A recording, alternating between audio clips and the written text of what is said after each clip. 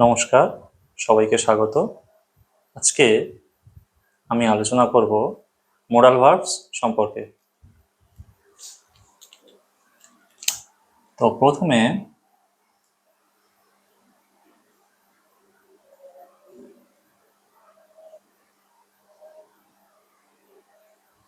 যে 13টি modal verbs আছে সেইগুলো একটু লিখে নিই।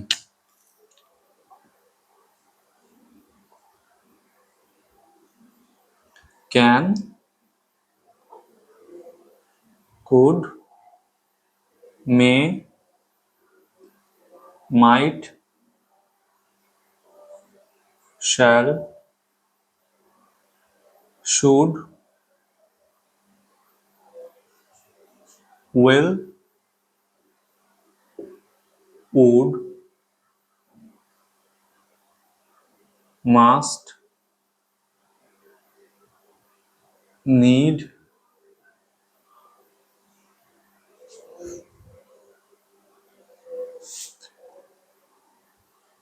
ডেয়ার,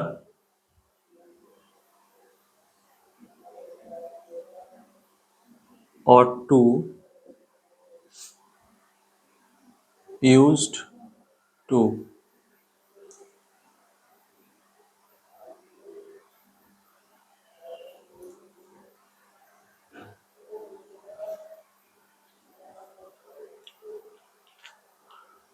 ঠিক আছে, তো এই মোট 13টা মোডাল ভার্বস রয়েছে।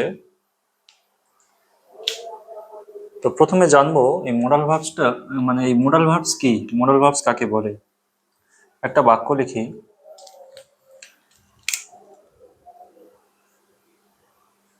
she draws a map।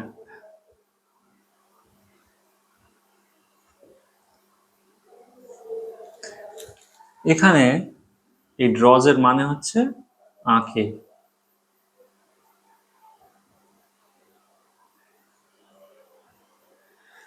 কিন্তু যদি লিখি she can draw a map, এর অর্থ হয়ে যাবে সে আঁকতে পারে। বা যদি লিখি she should draw a map, তখন এর মানে হয়ে যাবে তার একটি ম্যাপ আঁকা উচিত। ঠিক আছে, তো মোডাল ভার্বস এটা simple verbs. she draws a map, বা যদি লিখি she is drawing a map, তখন এর মানে হয়ে যাবে সে একটি ম্যাপ আঁকছে। তো এই প্রথম দুটো ক্ষেত্রে দেখা যাক, she draws a map O she is drawing a map, এই দুটো ক্ষেত্রেই দেখা যাচ্ছে কখনো ক্রিয়াটা দ্বারা বোঝা যাচ্ছে সে ম্যাপটা আঁকে, সে একটা ম্যাপ আঁকে আর সে একটা ম্যাপ আঁকছে। এখানে ক্রিয়ার জাস্ট সময় বোঝাচ্ছে, সময় ছাড়া আর কিছু বোঝাচ্ছে না। এই ক্রিয়াটার দ্বারা বোঝাচ্ছে এই কাজটা সব সময় হয়, আবার এই ক্রিয়াটার দ্বারা বোঝাচ্ছে কাজটা বর্তমানে চলছে। তো এখানে ক্রিয়াটার দ্বারা জাস্ট সময়টাই বোঝাচ্ছে, ক্রিয়ার বিভিন্ন রূপের দ্বারা সময় বোঝাচ্ছে, মানে টেন্সটা বোঝাচ্ছে, টেন্স ছাড়া আর কিছু বোঝাচ্ছে না। কিন্তু এখানে আরেকটা যদি বাক্য লিখি, she could draw a map, এখানে আঁকতে পারতো বা পেরেছিল। তাহলে এখানে কি হচ্ছে, এখানে ক্রিয়া ভার্ব শুধু একটাই ভার্ব থাকুক বা ভার্বের সঙ্গে অক্সিলারি ভার্ব থাকুক, অন্য যে আমি বলেছিলাম অক্সিলারি ভার্ব দুই ধরনের, প্রিন্সিপাল ভার্ব ও অক্সিলারি ভার্ব। অক্সিলারি ভার্ব বা হেল্পিং ভার্ব আবার দুই ধরনের, primary auxiliary, modal auxiliary. Primary auxiliary আছে আবার be verb, have verb, do verb. আর মোডাল অক্সিলারি, তাহলে ইস্ট হচ্ছে প্রাইমারি অক্সিলারি, মানে বি ভার্বের মধ্যে পড়ছে। আর এগুলো modal verb, can, should, could, এগুলো modal verb, modal auxiliary verb.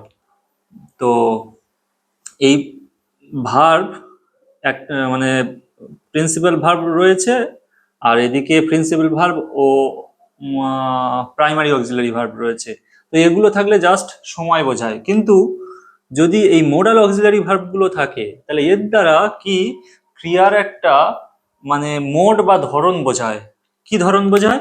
যেমন শি ক্যান ড্র, এই প্রিন্সিপাল ভার্বের সাথে যদি আমি ক্যান এই মোডাল অক্সিলারি ভার্বটা ব্যবহার করি তাহলে এর অর্থ হয়ে যাবে সে আঁকতে পারে, মানে এই কাজের ক্ষমতা বোঝাবে বা এবিলিটি বা সামর্থ্য বোঝাবে। ঠিক আছে, তো তাহলে এই মোডাল ভার্বের দ্বারা এই কাজের সামর্থ্য বোঝাচ্ছে, তাহলে এখানে ভার্বের একটা ধরন বোঝাচ্ছে। আবার যদি বলি সে কুড ড্র আ ম্যাপ, মানে সে আঁকতে পারে, এটা বর্তমান সময়ে। যদি বলি she could draw a map, সে আঁকতে পারতো বা আঁকতে পেরেছিল, মানে তার অতীতের ক্ষমতা বোঝাচ্ছে, এখনকার নয়। ঠিক আছে, অতীতে এই কাজের এবিলিটি তার ছিল বা সামর্থ্য ছিল। বা যদি লিখি C should draw a map, তার আঁকা উচিত, তাহলে এইটাতে বোঝাচ্ছে যেন মানে এই কাজটা তার কর্তব্য বা দায়িত্ব। ঠিক আছে, তো মোরাল ভার্ব আমরা যদি কোনো প্রিন্সিপাল ভার্বের সঙ্গে ব্যবহার করি তাহলে কি সেই প্রিন্সিপাল ভার্বের বিভিন্ন ধরন বোঝায়, কখনো সামর্থ্য বোঝায়, কখনো কখনো বর্তমানের সামর্থ্য, কখনো অতীতের সামর্থ্য, বা কখনো কর্তব্য, এরকম বিভিন্ন ধরন বোঝায়। তো এই ধরন বা টাইপ ইংরেজি হচ্ছে মোড। ঠিক আছে, তাহলে কার মোড বোঝায়? না ভার্বের, কোনো ভার্বের মোড বোঝায় যে শব্দগুলো, সেগুলোকে বলা হয়, মোড থেকে এসছে মোডাল, মোডাল ভার্বস। ঠিক আছে, তাহলে মোডাল ভার্বস কি? যে ভার্বস গুলো, এই যে 13টা ভার্বস দিয়েছি, যে ভার্বস গুলো কোনো ভার্বের মোড বা ধরন বোঝায় বা টাইপ বোঝায়।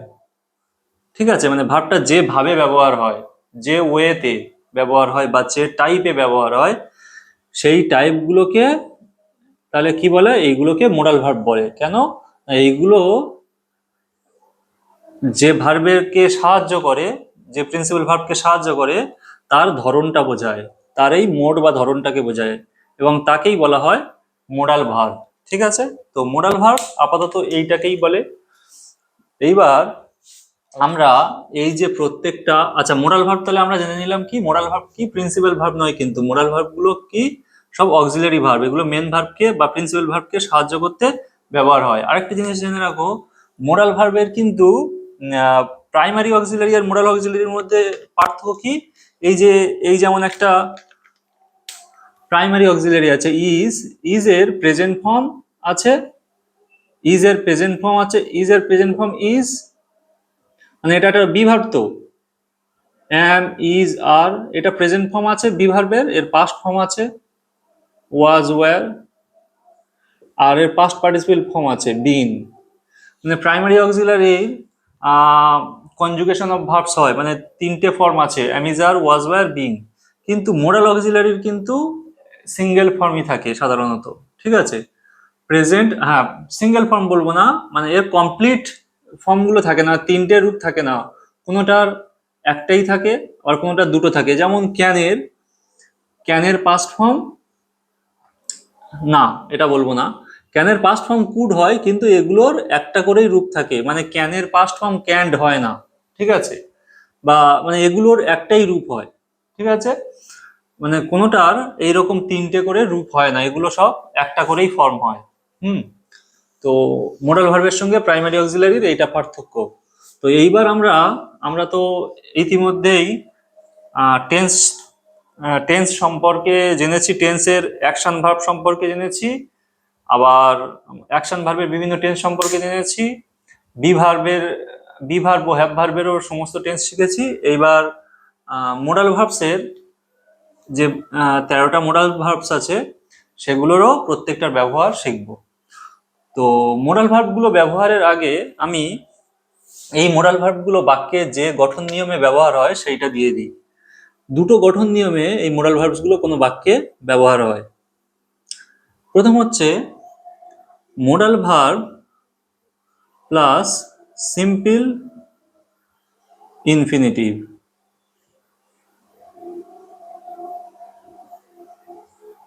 এটা একটা গঠন নিয়ম আছে। আরেকটা হচ্ছে modal verb plus perfect infinitive.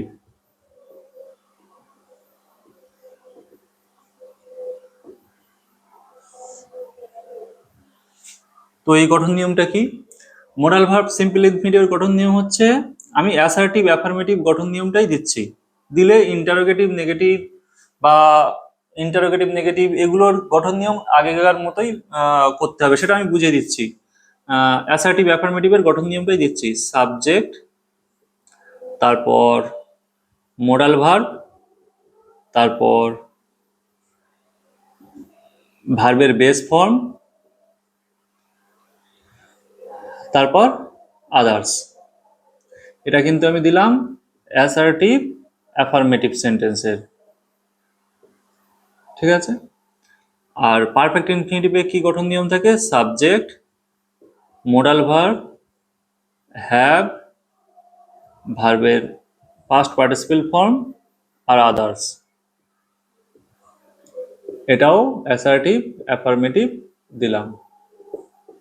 হ্যাঁ, এবারে মনে হতে পারে modal verb plus simple infinitive দেওয়া হয়েছে, তো ইনফিনিটিভে তো টু থাকে, কিন্তু এখানে টু নেই। তো হ্যাঁ, টু আছে। এই মোডাল ভার্বের পরে এই যে এখানে টু উজ্জ আছে, এই যে ভার্বের বেস ফর্ম আছে এর আগে এখানে টু থাকে, টুটা উজ্জ থাকে, ঠিক আছে। এটাতেও মানে ইনফিনিটিভের গঠন নিয়ম কি? টু প্লাস ভার্বের ফার্স্ট ফর্ম বা বেস ফর্ম এখানেও থাকে। এটা পারফেক্ট ইনফিনিটিভের গঠন নিয়ম হচ্ছে টু প্লাস হ্যাভ প্লাস ভার্বের পাস্ট পার্টিসিপেল ফর্ম, এখানেও টু উজ্জ আছে, ঠিক আছে। উজ্জ আছে মানে এটা দিতে হয় না, ঠিক আছে। তো এই হলো মোডাল ভার্ব উইথ সিম্পল ইনফিনিটিভের সেন্টেন্স স্ট্রাকচার। এটা হলো মোডাল ভার্ব উইথ পারফেক্ট ইনফিনিটিভের সেন্টেন্স স্ট্রাকচার। এই সেন্টেন্স স্ট্রাকচার অনুযায়ী এই সমস্ত মোডাল ভার্ব কোনো সেন্টেন্সে ব্যবহার হয়, ঠিক আছে। তো এগুলো লিখে নাও। এইবার আমরা প্রত্যেকটা মোডাল ভার্বের ব্যবহার শিখব, ঠিক আছে। তাহলে প্রথম ব্যবহার শিখব ক্যানের। প্রথম ব্যবহার শিখব ক্যান। আচ্ছা, ক্যানের অর্থ হচ্ছে পারা, ঠিক আছে। এই পারা অর্থে ক্যানটা ব্যবহার হয়। এবার পারা অর্থে ব্যবহার হয়। এইবার প্রথম নিয়ম কি? ক্যানটা সামর্থ্য বা ক্ষমতা বোঝাতে প্রেজেন্ট আর ফিউচার টেন্সে ব্যবহার হয়।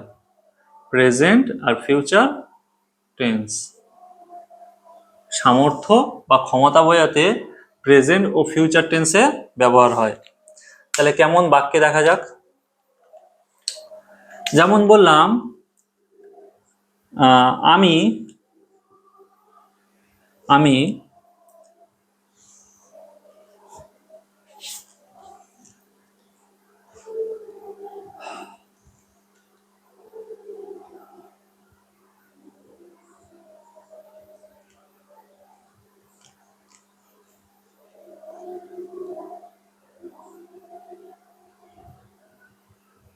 আমি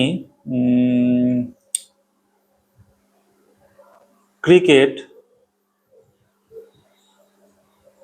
খেলতে পারি।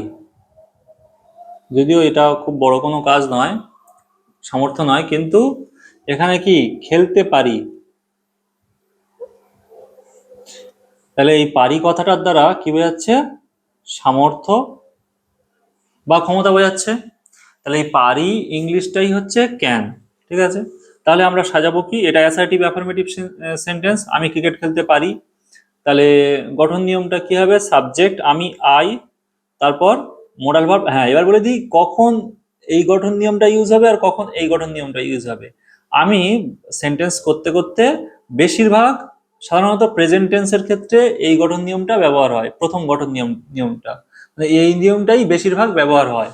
আর কিছু বিশেষ ক্ষেত্রে এই পারফেক্ট ইনফিনিটিভ মানে এই সেকেন্ড গঠন নিয়মটা ব্যবহার হয়। সেটা কোন কোন ক্ষেত্রে গঠন নিয়ম ব্যবহার হয় আমি সেটা বলে দেবো, কিন্তু বেশিরভাগ ব্যবহার হয় এই প্রথম গঠন নিয়মটা। ঠিক আছে, তো এটা প্রথম গঠন নিয়ম অনুযায়ী হবে। তাহলে আই সাবজেক্ট, তারপর মোরাল ভার্ব ক্যান,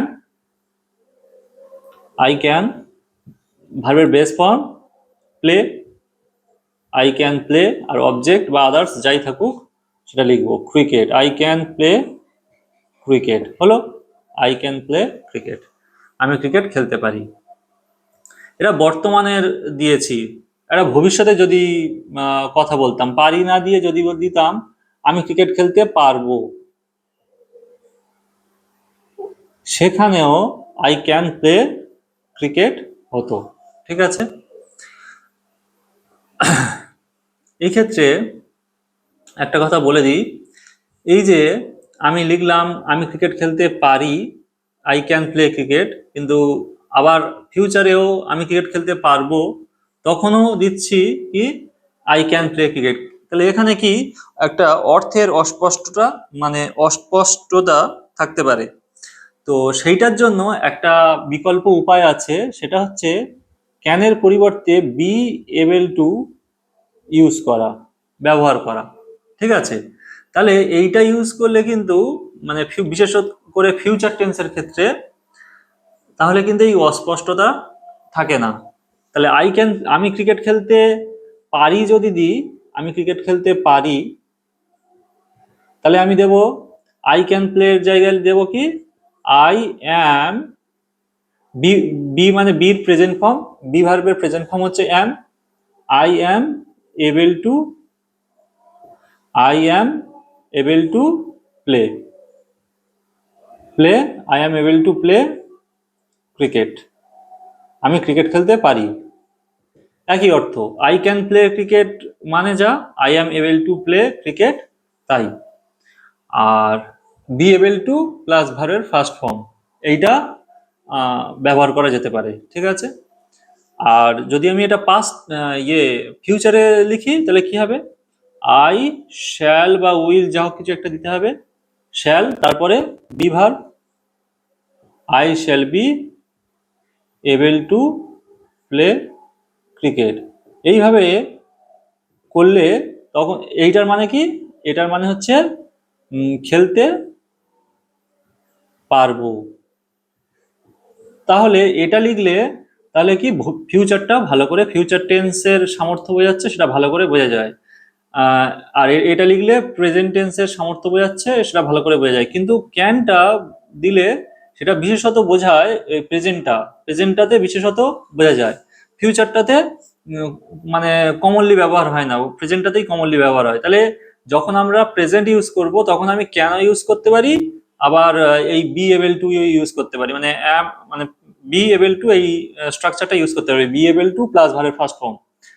আর কিন্তু যদি আমি ফিউচার বোঝাতে চাই তাহলে সেখানে বেটার হচ্ছে, সেখানে আমি ক্যান প্লে করতে পারি, কিন্তু বেটার হচ্ছে এই বি এবল টু প্লাস ভার্বের ফার্স্ট ফর্মের আগে এই শ্যাল উইল দিয়ে করা। ঠিক আছে, এই স্ট্রাকচারটা করাটাই মানে এই স্ট্রাকচারটা করাটাই বেটার ফিউচার টেন্সের ক্ষেত্রে, এই ফিউচার টেন্সের ক্ষেত্রে এটা এই স্ট্রাকচারটা করাটাই বেটার। তো যাই হোক, এবার বলি যে এটা তো খেলতে পারি ছিল।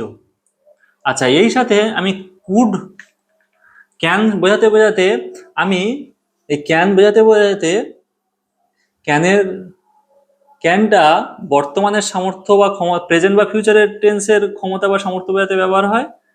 আর এই কুডটা পাস্টের, ক্যানটা প্রেজেন্টের ক্ষমতা বোঝাতে ব্যবহার হয়, প্রেজেন্ট আর ফিউচার, প্রেজেন্ট আর ফিউচার। আর কুডটা পাস্টের ক্ষমতা বা সামর্থ্য বোঝাতে ব্যবহার হয়। তাহলে আমরা যদি আমি ক্রিকেট খেলতে পারি ছিল, আর অতীতে পাস্ট টেন্সে কেমন শুনতে লাগবে, আমি ক্রিকেট খেলতে পারতাম, এখন পারি না কোনো কারণে, আমি ক্রিকেট খেলতে পারতাম, তাহলে এটা অতীতের সামর্থ্য বোঝাচ্ছে। পারতাম বলতে পারি, বা আমি ক্রিকেট খেলতে পেরেছিলাম বলতে পারি, যাই বলি, মোটামুটি অতীতের ক্ষমতা বা সামর্থ্য বোঝাচ্ছে। বা পারলাম বলতে পারি, ঠিক আছে।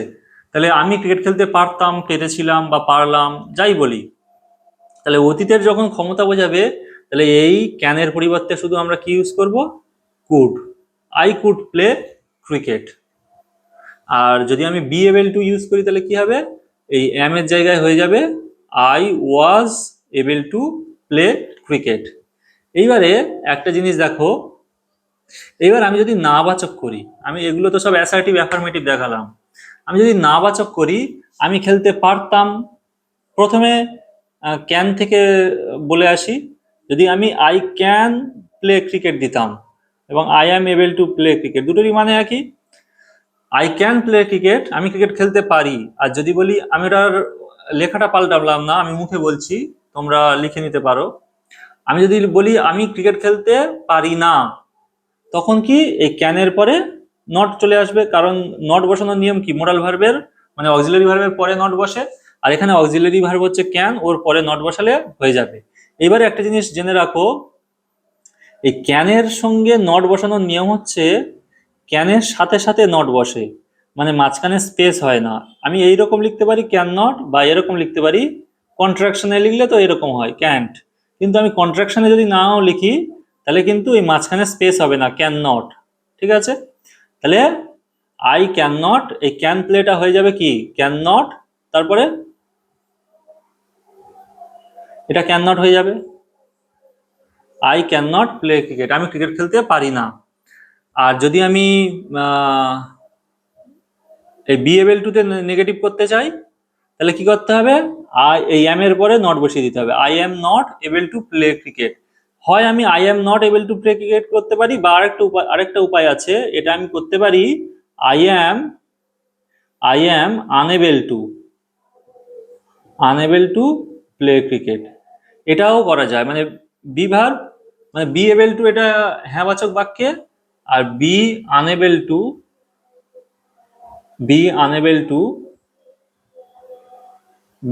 টু করতে পারি, বা বি নট এবল টু এটাও করতে পারি নেগেটিভ সেন্টেন্সের ক্ষেত্রে। ঠিক আছে, তো তাহলে আমি ক্রিকেট খেলতে পারি না, I am not able to play cricket, বা I am unable to play cricket. আর যদি পাস্ট টেন্সে বলি, আমি ক্রিকেট খেলতে পারতাম না, তাহলে আই কুড নট হবে। তবে একটা জিনিস, কুড আর নট কিন্তু পাশাপাশি বসে না, এটা স্পেস হয় মাঝখানে। ঠিক আছে, I could not play cricket. আর এটাতে পাস্ট টেন্স হলে কি হবে? I was not able to play cricket, বা I was unable to play cricket, আমি ক্রিকেট খেলতে পারতাম না। এবারে আসি, যদি জিজ্ঞাসামূলক বাক্য হয়, আমি কি ক্রিকেট খেলতে পারি, এমন যদি থাকে, তাহলে জিজ্ঞাসামূলক বাক্যে অক্সিলারি ভার্বটা প্রথমে আসে, তাহলে এখানে ক্যান হবে আগে। আমি এখানে বাংলাটা পাল্টাচ্ছি না, কিন্তু ইংলিশটা বলে দিচ্ছি, তোমরা কিন্তু লিখে নেবে। ঠিক আছে, তাহলে এখানে কি হবে? Can I play cricket, auxiliary ভার্বটা শুধু আগে চলে আসবে, শেষে জিজ্ঞাসা চিহ্ন। ক্যান আই প্লে ক্রিকেট, আমি কি ক্রিকেট খেলতে পারি। আর ইন্টারোগেটিভ নেগেটিভ যদি হয়, can I not play cricket. আর যদি আমি এটাকে ইন্টারোগেটিভ করতে চাই, ওয়াজটা আগে বসবে, was I able to play cricket, আমি কি ক্রিকেট খেলতে পারি। আর কুডের ক্ষেত্রে সেই একই নিয়ম হবে, যদি ইন্টারোগেটিভ করতে যাই, ক্যানের জায়গায় কুড বসবে, কুড আই প্লে ক্রিকেট, আমি কি ক্রিকেট খেলতে পারতাম, এরকম। ঠিক আছে, তো যাই হোক, তাহলে বর্ষ প্রেজেন্ট আর ফিউচার টেন্সে সামর্থ্য ও ক্ষমতা বোঝাতে ক্যান ব্যবহার হয় পারা অর্থে। আর পাস্ট টেন্সে পাস্ট টেন্সে এই পাস্ট টেন্সে প্রেজেন্ট আর ফিউচার টেন্সে ক্যান ব্যবহার হয়, আর পাস্ট টেন্সে কুড ব্যবহার হয় কোন অর্থে? এই পারতাম, পেরেছিলাম বা পারলাম অর্থে, মানে সামর্থ্য বা ক্ষমতা বোঝাতে। ঠিক আছে, সামর্থ্য বা ক্ষমতা বোঝাতে প্রেজেন্ট ফিউচারে ব্যবহার হয় ক্যান, আর এই পাস্টে ব্যবহার হয় কুড, যেটা এই লিখেছি বাংলা বাক্য এইরকম দেখতে হয়। ঠিক আছে, তো প্রথম নিয়ম হলো ক্যান আর কুডের। আচ্ছা,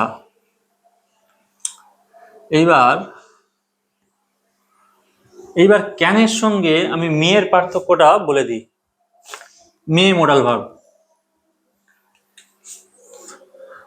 এবার এই মে মোডাল ভার্বের পার্থক্যটা বলে দিই, তারপরে আবার আমি ক্যানে ফিরে আসবো। ক্যানের আরেকটা নিয়ম আছে।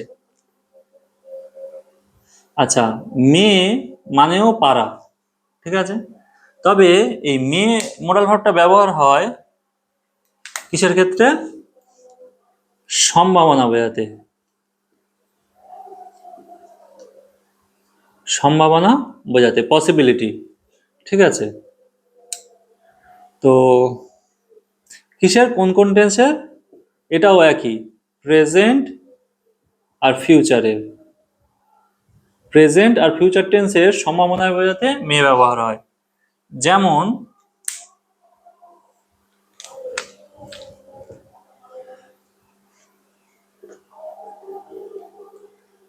প্রেজেন্টের যদি বলি,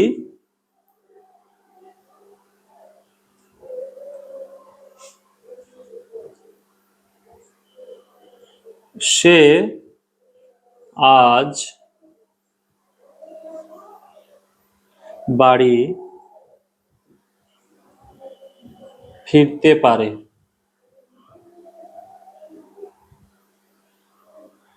সে আজ বাড়ি ফিরতে পারে, তাহলে কি হবে? হি বা শি মে রিটার্ন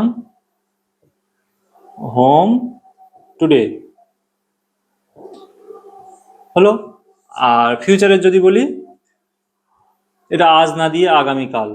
আজ হোক, আজ দিলে প্রেজেন্ট, আর আগামীকাল দিলে পাস্ট, এই সরি ফিউচার। তাহলে টুডে হোক বা টুমরো হোক, মোটামুটি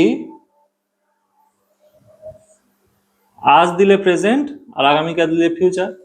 তাহলে যদি সে আজ বা আগামীকাল বাড়ি ফিরতে পারে, ফিরতে পারে মানে কি, ফেরার সম্ভাবনা আছে, এমন নয় যে অবশ্যই ফিরবে, ঠিক আছে। তো এইরকম যদি প্রেজেন্ট বা ফিউচারের সম্ভাবনা বোঝায়, তাহলে এই পারে অর্থে কি হবে? পারে অর্থে মে মোডাল ভার্বটি ইউজ হবে। আর এক্ষেত্রে আরেকটা কথা বলে দিই, এই সম্ভাবনা অর্থে কেন ব্যবহার হতে পারে। ক্যান ক্ষমতা অর্থে পারা, ক্ষমতার ক্ষেত্রে বা সামর্থ্যের ক্ষেত্রে ব্যবহার হয়, আর মে কি, দুটোরই মানে পারা। আর মেয়েটা সাধারণত সম্ভাবনার ক্ষেত্রে ব্যবহার হয়। তবে আরেকটা জিনিস, আরেকটা উদাহরণ দিই।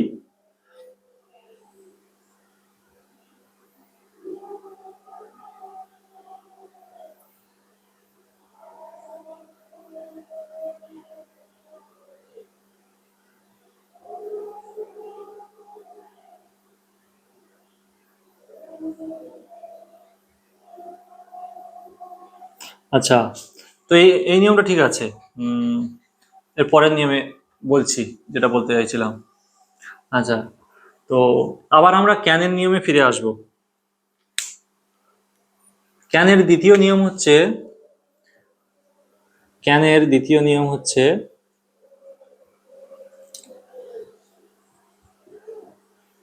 অনুমতি দিতে বা অনুমতি নিতে। অনুমতি দিতে বা নিতে এখানে ক্যানও ব্যবহার করতে পারি, মেও ব্যবহার করতে পারি পারা অর্থে, ঠিক আছে। পারা অর্থে ক্যান মে দুটোই ব্যবহার করতে পারি, অনুমতি দিতে আর নিতে।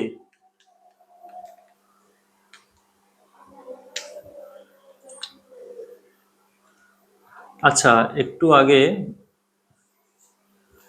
আচ্ছা এইটা হয়ে যাক, তখন একটা কথা বলতে ভুলে গেছিলাম, সেটা পরে বলছি, এটা হয়ে যাক। অনুমতি দিতে ও নিতে, যেমন অনুমতি দিতে, যেমন তুমি এখন যেতে পারো। তুমি এখন যেতে পারো, অনুমতি দিচ্ছি। তাহলে এখানে কি হবে? আমি ইউ ক্যান করতে পারি বা ইউ মে করতে পারি, গো নাও, হলো। বা আমি অনুমতি নেওয়ার ক্ষেত্রে, আমি কি ভিতরে আসতে পারি,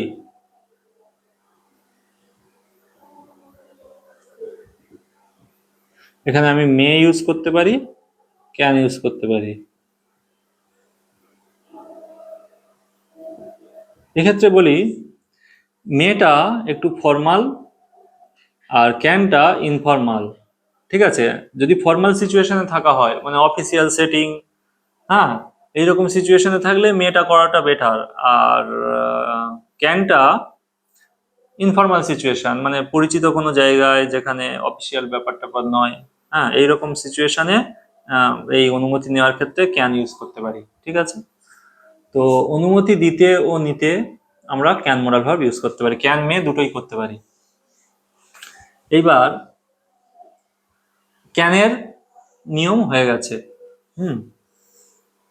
এবার মে মডাল ভার্বটির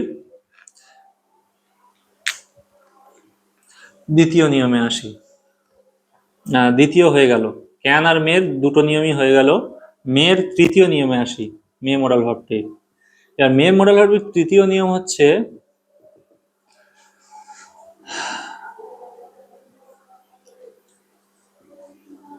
আশা, আশা বা কামনা বোঝাতে, উইশ, উইশ বোঝাতে, উইশ বোঝাতে মে মডাল ভার্বটা ব্যবহার করা হয়। কিরকম উইশ বা ডিজায়ার অর্থে কেমন ব্যবহার হয়, বাক্যে কেমন শুনতে লাগে?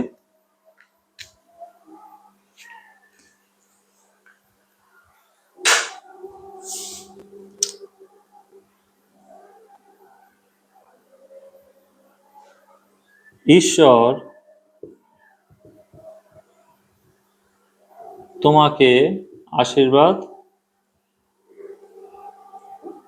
আশীর্বাদ করুক। ঈশ্বর তোমাকে আশীর্বাদ করুক। এখানে আমি কামনা করছি যে তোমাকে ঈশ্বর আশীর্বাদ করুক, তাহলে এটা কামনা বোঝাচ্ছে। কামনা বোঝালে তাহলে কি হবে, এই ক্ষেত্রে একটা কথা বলে দিই, এই যখন আশা বা কামনা বোঝাবে তখন এই স্ট্রাকচারটা ইউজ হবে না, তখন এই একটা নির্দিষ্ট স্ট্রাকচার ইউজ হবে, সেটা আমি ব্র্যাকেটে দিয়ে দিচ্ছি। মে, নতুন স্ট্রাকচার নয়, এই মোরাল ভার্বটা এই সাবজেক্টের পরে মোরাল ভার্ব আছে, এটা সাবজেক্টের আগে চলে আসবে। মে সাবজেক্ট, ভার্বের ফার্স্ট ফর্ম বা বেস ফর্ম, তারপর অবজেক্ট বা আদার্স। আর এটা এই স্ট্রাকচারটা ব্যবহার হয়। আর এটাকে, এই স্ট্রাকচারটা কিসের স্ট্রাকচার? এটা অপটেটিভ সেন্টেন্সের স্ট্রাকচার। আর শেষে কিন্তু ফুল স্টপ হয়, অপটেটিভ, অপটেটিভ সেন্টেন্স। যখন এই আশা বা কামনা অর্থে এই মে মোরাল ভার্বটা ব্যবহার হয় তখন সেই সেন্টেন্সটা, পুরো সেন্টেন্সটা অপটেটিভ সেন্টেন্স হয়। তাহলে এখানে কি করব, মে, তারপর সাবজেক্ট গড, তারপর ভার্বের ফার্স্ট ফর্ম ব্লেস, তারপর object brothers you, may God bless you. এই ক্ষেত্রে বলে রাখি, যখন এই অপটেটিভ সেন্টেন্সে আশা বা কামনা অর্থে এই মে মোরাল ভার্বটা ব্যবহার হয় তখন এই মে মোরাল ভার্বের কিন্তু পারা অর্থে ব্যবহার হয় না। মানে এর আগে যেটা ব্যবহার হয়েছে সম্ভাবনা বা অনুমতি দিতে বা নিতে মে মোরাল ভার্বটা ব্যবহার হয়েছে, তখন মে অর্থ ছিল পারা। কিন্তু যখন এই আশা বা কামনা অর্থে অপটেটিভ সেন্টেন্সে মে মোডাল ভার্বটি ব্যবহার হবে তখন এর অর্থ ওই পারা হবে না, এর কোনো অর্থই থাকবে না। ঠিক আছে, এর কোনো অর্থই থাকবে না, এটা শুধু সেন্টেন্সের শুরুতে বসবে এই কামনা বা আশা বোঝানোর জন্য, মে গড ব্লেস ইউ। ঠিক আছে, অন্য যদি উদাহরণ দেওয়া যেতে পারে, তোমার স্বপ্ন পূরণ হোক, তোমার স্বপ্ন পূরণ, তোমার স্বপ্ন সত্যি হোক, সত্যি হোক। তাহলে মে, তারপর সাবজেক্ট, কি সাবজেক্ট? তোমার স্বপ্ন, ইয়োর ড্রিম। আর হোক, হওয়া ইংরেজি, ভার্বের first form, may your dream come. আর পরে রয়েছে সত্যি, true, may your dream come true, তোমার স্বপ্ন সত্যি হোক। তো অপটেটিভ সেন্টেন্সে আশা বা কামনা অর্থে মে মডাল ভার্বটি ব্যবহার হয়। আচ্ছা, মেয়ের আরেকটা নিয়ম আছে, সেটা হচ্ছে কি উদ্দেশ্য বোঝাতে। সাধারণত এটি সো দ্যাট এর পরে ব্যবহার হয়। কেমন? উদ্দেশ্য বোঝাতে।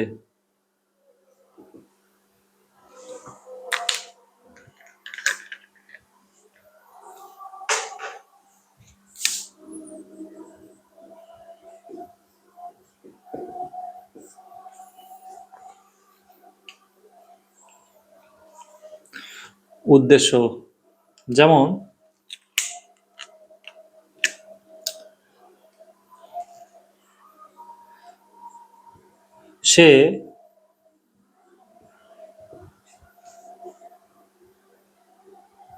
সে কঠোরভাবে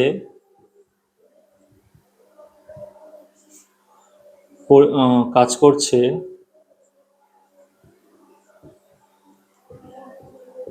যাতে সে বেশি উপার্জন করতে পারে।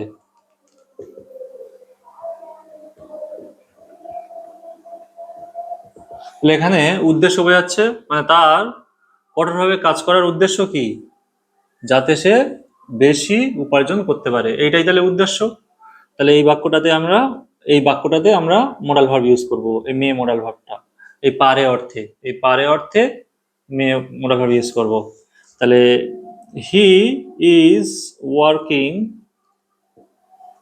হার্ড, যাতে ইংরেজি সো দ্যাট দিতে পারি, বা ইন অর্ডার দ্যাট, বা দ্যাট, যাও কিছু দিতে পারি। So that he May earn মোর। হ্যাঁ, এটা যদি পাস্ট টেন্সে থাকতো এই মেয়েটা মাইট হয়ে যেত। ঠিক আছে, এখানে মেয়ের পরিবর্তে কুডও দেওয়া যায়, মানে ক্যান মোডাল ভার্বটাও ব্যবহার করা যায়। মেয়েও দিতে পারি, এখানে ক্যানও দিতে পারি। মেয়েটা সাধারণত ফর্মাল সিচুয়েশনে ব্যবহার হয়, ক্যানটা ইনফর্মাল সিচুয়েশনে। ঠিক আছে, তো মেয়ের এই 4টে নিয়ম ছিল। এইবার আমাদের তো ক্যানের নিয়মগুলো জানা হয়ে গেছে, কুডের মেয়ের সব নিয়ম জানা হয়ে গেছে। কুডের একটা নিয়ম জেনেছি, বা অতীতের সামর্থ্য বা ক্ষমতা বোঝাতে আরেকটা নিয়ম হয়, সেটা হচ্ছে পোলাইট রিকোয়েস্ট। ঠিক আছে, বা গভীর ভদ্র অনুরোধ। ঠিক আছে, দ্বিতীয় কুডের দ্বিতীয় নিয়ম আসছে। কুডের মানে,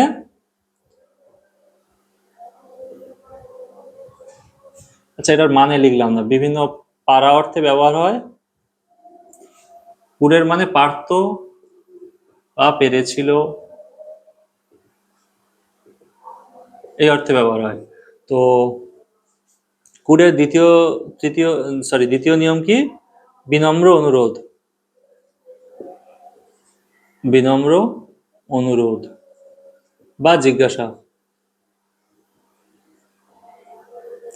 পোলাইট রিকোয়েস্ট। ঠিক আছে, কিরকম বাক্য দেখতে লাগে পোলাইট রিকোয়েস্ট?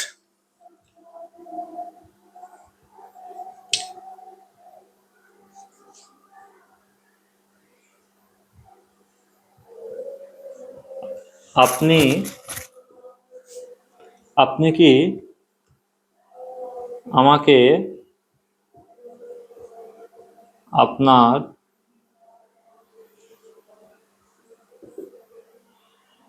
আপনি কি আমাকে আপনার আপনার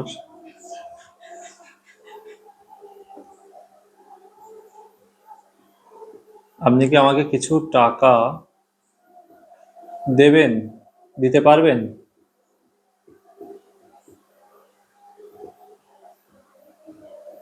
আপনি কি আমাকে কিছু টাকা দিতে পারবেন?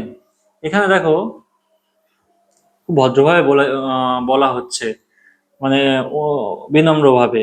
হ্যাঁ, বা আমি কি তোমার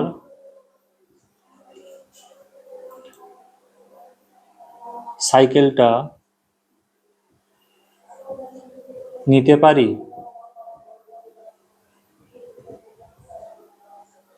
এখানে দেখো, এটা গভীর বিনম্র অনুরোধ বোঝাচ্ছে, এটা বিনম্রভাবে জিজ্ঞাসা বোঝাচ্ছে। তা দুটো ক্ষেত্রেই যেহেতু জিজ্ঞাসামূলক বাক্য, কুড দিয়ে শুরু করব। Could I sorry could you give me some money, বা কুড আই টেক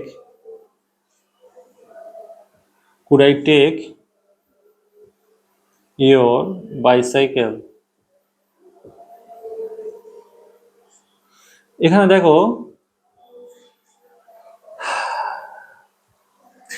এই বাক্যের দ্বারা জিজ্ঞাসা বোঝাচ্ছে না, জাস্ট অনুরোধ বোঝাচ্ছে। মানে could you give me some money, মানে আসলে আমি বলতে যাচ্ছি কিন্তু এইটা, please give me some money, please give me some money. আমি কিন্তু এই রিকোয়েস্টটা করতে যাচ্ছি, please give me some money.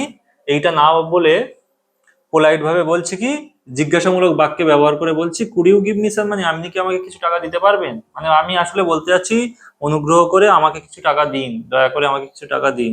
বা আমি কি তোমার সাইকেলটা নিতে পারি, আমি আসলে বলতে চাচ্ছি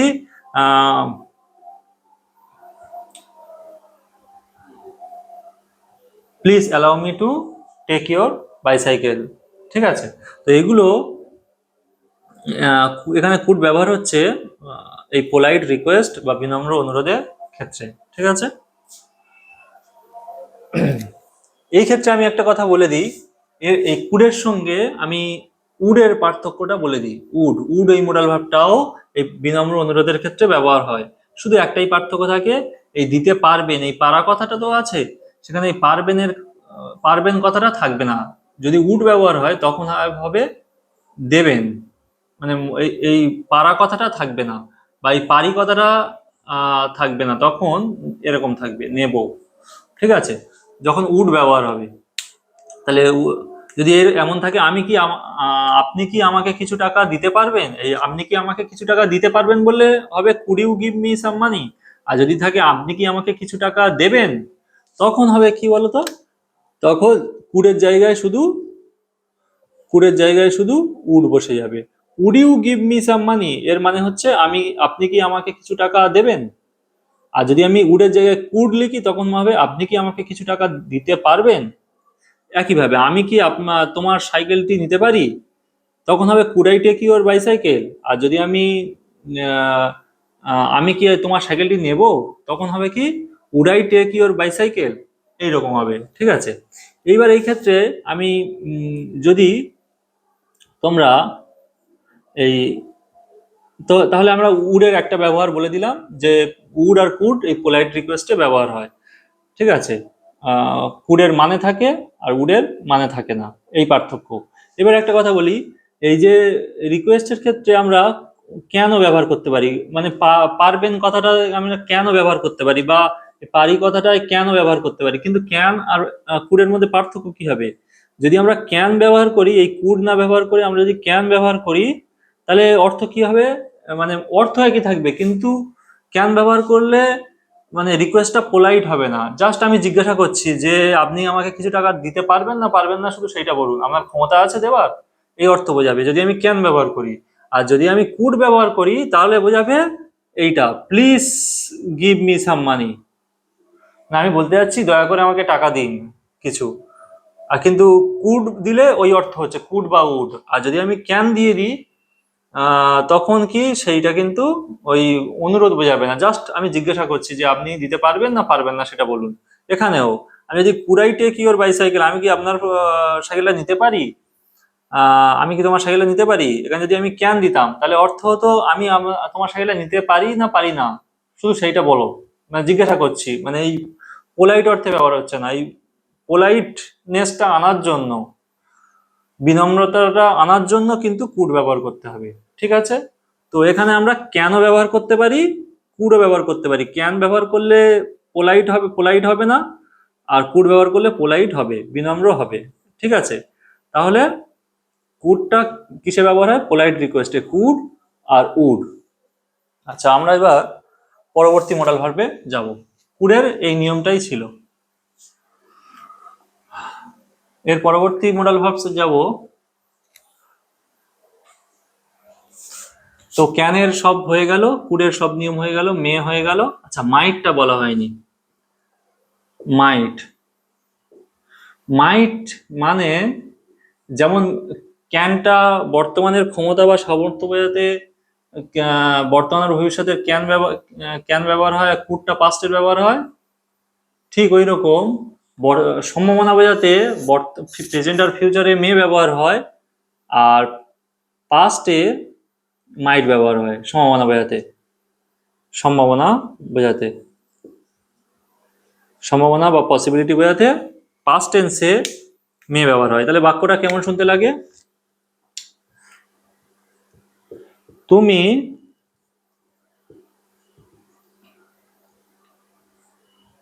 তুমি একটু আগে, তুমি একটু তাড়াতাড়ি আসতে পারতে।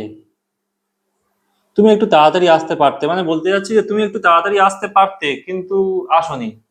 ঠিক আছে, তাহলে এইটার দ্বারা মানে তোমার আসার সম্ভাবনা ছিল, তাড়াতাড়ি একটু তাড়াতাড়ি আসার, কিন্তু তুমি আসনি। মানে এইটার দ্বারা, এই পারতে কথাটার দ্বারা সেটাই বোঝাচ্ছে, তুমি একটু তাড়াতাড়ি আসতে পারতে। হ্যাঁ, তাহলে সম্ভাবনা বোঝাতে কখনকার, অতীতের, পাস্টের। কখনের সম্ভাবনা পাস্টের, আর প্রেজেন্টের বা ফিউচারের সম্ভাবনা হলে তো মে হতো। প্রেজেন্ট আর ফিউচারের সম্ভাবনা হলে মে হতো, আর অতীতের সম্ভাবনা হলে মাইট। তাহলে এখানে এটার বাক্য কি হবে? You might come a little early. You might come a little early. তো হলো। হ্যাঁ, আর মাইট আরেকটা অর্থে ব্যবহার হয় কিসের ক্ষেত্রে? যেমন একটু গভীর অনুরোধের ক্ষেত্রে কুড বা উড ব্যবহার হয়, হালকা অনুরোধের ক্ষেত্রে মাইট ইউজ হয়। মাইল্ড রিকোয়েস্ট, হ্যাঁ সরি, মাইল্ড রিকোয়েস্ট। যেমন একটু আগে লিখলাম না যে আমি কি তোমার সাইকেলটা নিতে পারি, মানে হালকা করে বলছি আমি কি তোমার সাইকেলটা নিতে পারি, তখন আমি ওখানে লিখতে পারি might I take your bicycle.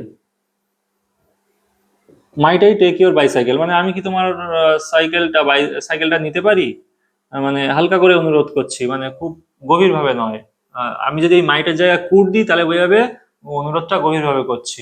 ঠিক আছে, মানে বাংলা অর্থ হয়তো একই থাকবে, কিন্তু এই মোরাল ভার্বের উপর ডিপেন্ড করবে তোমার কথাতে জোর আছে না জোর নেই, মানে কথাতে আন্তরিকতা মানে বিনম্রতা আছে না বিনম্রতা নেই, এই মোরাল ভার্ব গুলোর দ্বারাই কিন্তু বোঝা যাবে। ঠিক আছে, তো এই মাইট দিলে হবে মাইল্ড রিকোয়েস্ট, মানে হালকা অনুরোধ বোঝাবে।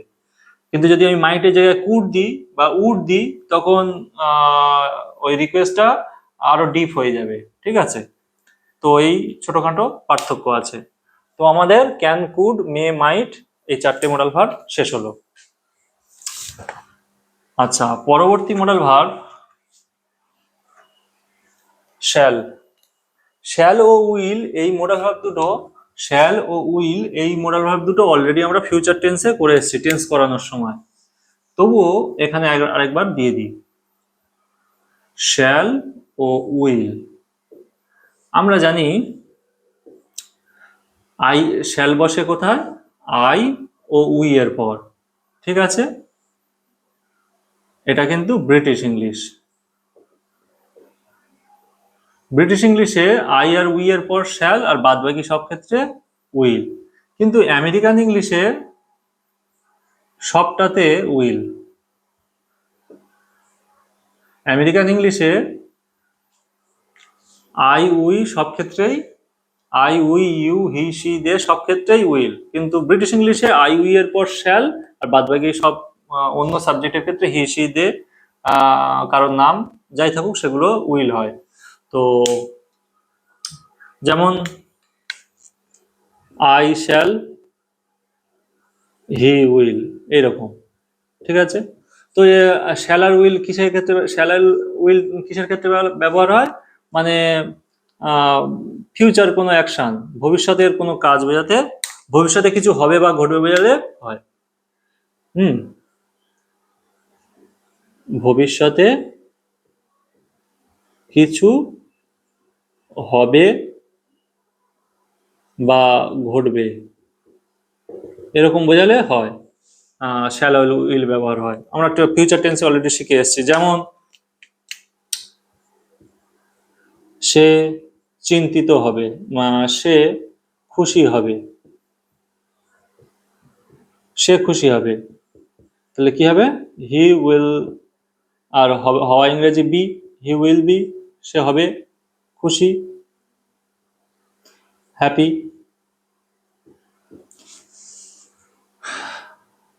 আমরা বাজারে যাব, তাহলে উই এর পর শ্যাল হয়, we shall go to market. এইবার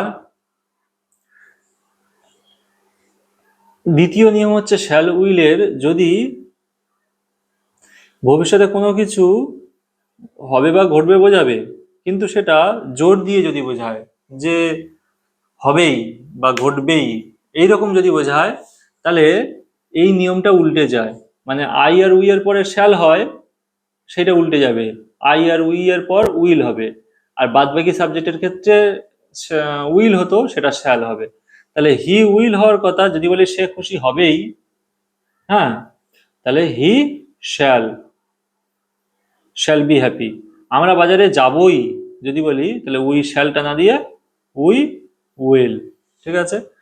আর আদেশ দেওয়ার ক্ষেত্রে ওই একই ব্যবহার হয়, মানে তুমি তুমি আহ, তুমি কাজটি করবেই, যদি বলি তুমি কাজটি করবেই, তাহলে ইউ শ্যাল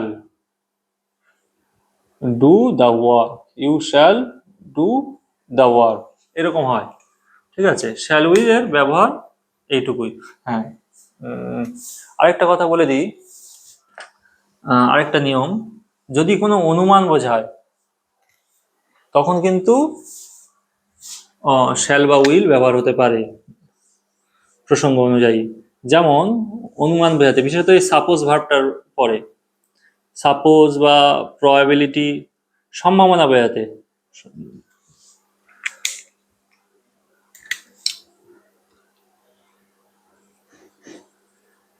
পসিবিলিটি বা সম্ভাবনা অর্থে শ্যাল বা উইল ব্যবহার হতে পারে কিছু কিছু ভার্বের পরে। যেমন বলতে পারি ইট ইজ পসিবল,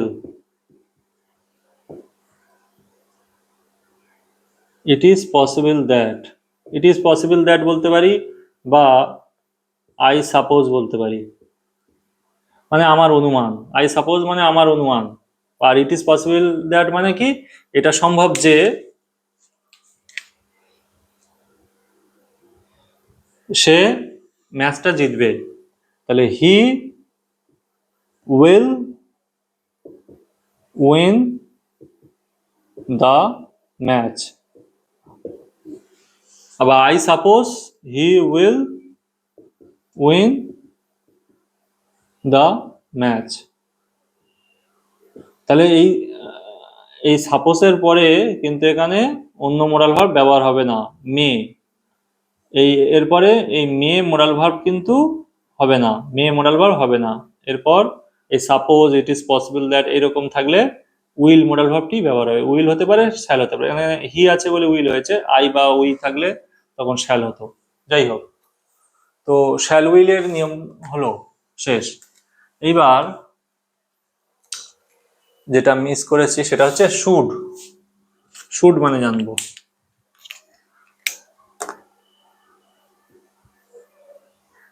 শুড মানে কি? উচিত। হুম, আচ্ছা, এখানে শুড,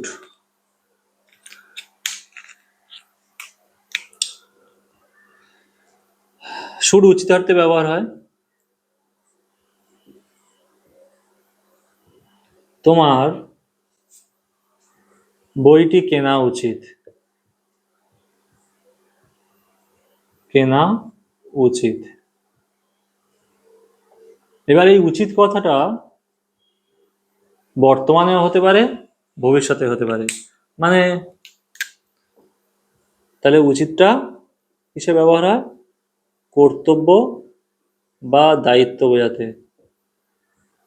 কিসে কিসে? প্রেজেন্ট বা ফিউচারে। তোমার বইটি কেনা উচিত, তাহলে কি হবে? You should buy the book. আচ্ছা, এই ক্ষেত্রে একটা কথা বলে দিই, শুধু উচিত করা থাকলে এই স্ট্রাকচার, প্রথম স্ট্রাকচারটা ব্যবহার হবে। আর যদি থাকে তোমার বইটি কেনা উচিত ছিল, তখন কিন্তু এই এই স্ট্রাকচারটা থাকবে না, মানে প্রথম স্ট্রাকচার নয়, এই দ্বিতীয় স্ট্রাকচারটা ফলো করতে হবে, মানে moral verb with perfect infinitive. তখন কি হবে? You should have bought the book. You should have bought the book. আর যদি শুধু উচিত থাকে, you should buy the book. হলো? আচ্ছা, এইবার শুডের সঙ্গে শুডের সঙ্গে ওয়াট টু মোডাল ভার্বটার পার্থক্য বলে দিই। এই ওয়াট টু মানেও উচিত, শুড মানে যা, ওয়াট টু মানেও তাই। ঠিক আছে, তাহলে আমি এখানে বলতে পারি কি, ইউ ওয়াট টু, যদি বলি তোমার বইটি কেনা উচিত, you ought to buy the book. আর যদি বলি তোমার বইটি কেনা উচিত ছিল, তাহলে কি হবে? You ought to have bought the book. একই। তবে ওয়াট টুটা সাধারণত ব্যবহার হয় কিরকম উচিত অর্থে? না, যেটা মোরাল অব্লিগেশন বা মোরাল ডিউটি অর্থে। ঠিক আছে, বা মোরাল অব্লিগেশন, সরি, হ্যাঁ, মোরাল অব্লিগেশন অর্থে, মানে যেটা সমাজের জন্য ভালো বা সবার জন্য ভালো, সেই ক্ষেত্রে উচিত অর্থে কিন্তু বিশেষত ওয়াট টুটা ব্যবহার হয়। আর তবে শুটটা সব ক্ষেত্রে ব্যবহার হয়, সে মোরাল হতে পারে বা এমনি ন্যাচারাল অব্লিগেশনের ক্ষেত্রে। তো ওয়াট টুটা, ওয়াট টুর বাক্যটা কেমন হতে পারে? যেমন আহ তোমার তাকে সাহায্য করা উচিত, সাহায্য করা উচিত। তাহলে এটা একটা মোরাল অব্লিগেশনের মধ্যে পড়ে, মোরাল ডিউটির মধ্যে পড়ে। এখানে আমরা অট টু ইউজ করতে পারি। অট টু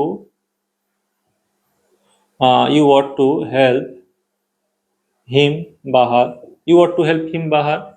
হ্যাঁ, এখানে আমি শুডও ইউজ করতে পারি, কিন্তু মোরালের ক্ষেত্রে, মোরাল ডিউটির ক্ষেত্রে তখন অট টুটা বেশিরভাগ ব্যবহার হয়। আহ, আর এমনি নর্মাল ক্ষেত্রে শুড ব্যবহার হয়। তবে শুডটা সব জায়গায় ব্যবহার করা যেতে পারে, তবে অট টুটা সব জায়গায় ব্যবহার হয় না। শুডটা কমনলি সব জায়গায় ব্যবহার হতে পারে উচিত অর্থে। ঠিক আছে, এইবার আরেকটা জিনিস বলি, শুড আর ওয়াট টুর পার্থক্যটা বললাম। এইবার বলি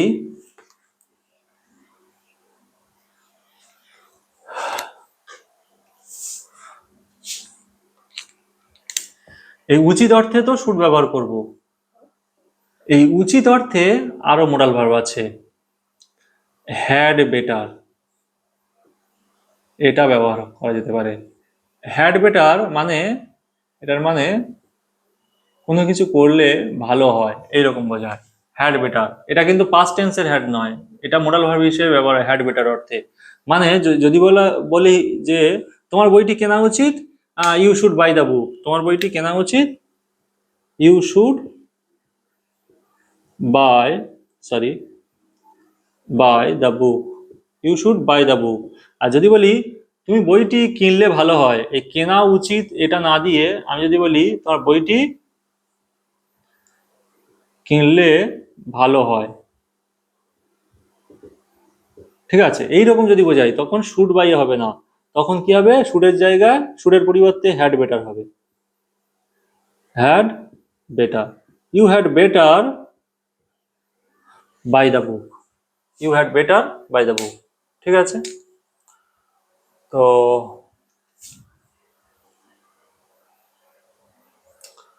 শুডের অল্টারনেটিভ হিসাবে আমরা হ্যাড বেটার ইউজ করতে পারি। হ্যাড বেটারটা মানে ভালো হয় অর্থে। তো আমাদের শুড মোডাল ভার্বটা কমপ্লিট হলো। হ্যাঁ, শুডের আরেকটা নিয়ম বলে দিই, শুড দ্বিতীয় নিয়ম বলে দিই। কিছু কিছু ভার্ব আছে, যেমন কিছু ভার্ব আছে যেমন সাজেস্ট, এখনো শুডের নিয়ম চলছে। দ্বিতীয় নিয়ম সাজেস্ট, প্রপোজ, এইসব ভার্বের পরে কিন্তু এই ভার্বের পরে যে ক্লজ থাকে সেই ক্লজে কিন্তু শুড ব্যবহার করা হয়। যেমন সে পরামর্শ দিল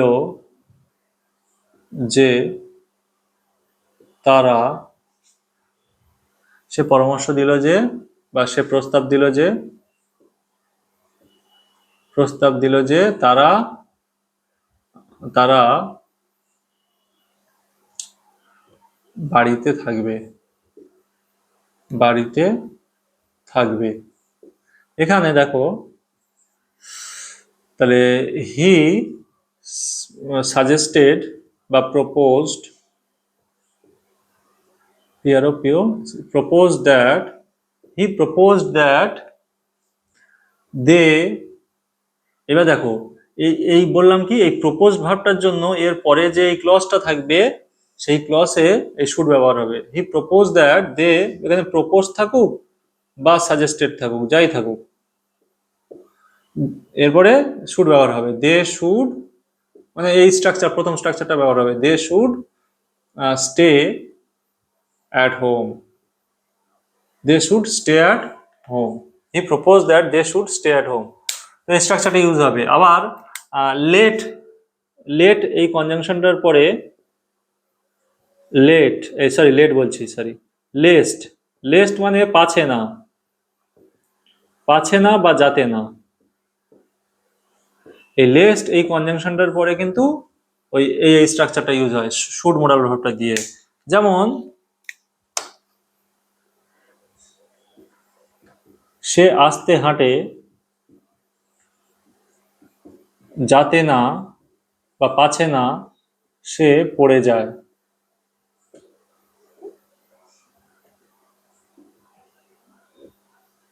পড়ে যায়, তাহলে কি হবে? এই যাতে না ইংরেজি লেস্ট, তাহলে he walked slowly lest he should fall. ঠিক আছে, তো এই লেস্ট মোরাল ভার্বটার পরে এই এই স্ট্রাকচারটা হয় সাবজেক্ট শুড ভার্বের ফার্স্ট ফর্ম। তবে এক্ষেত্রে এই শুড শুড অ্যাভয়েড করা যেতে পারে যদি শুধু এই বেস ফর্ম দেওয়া যেতে পারে, শুধু এই বেস ফর্ম দেওয়া যেতে পারে। দে শুড স্টে বলতে পারি বা দে স্টে বলতে পারি, বা হি শুড ফল দিতে পারি বা হি ফল দিতে পারি, বেস ফর্ম। ঠিক আছে, তো শুডের এই কয়েকটা নিয়ম জানলেই যথেষ্ট। আচ্ছা, এরপর উচিত হলো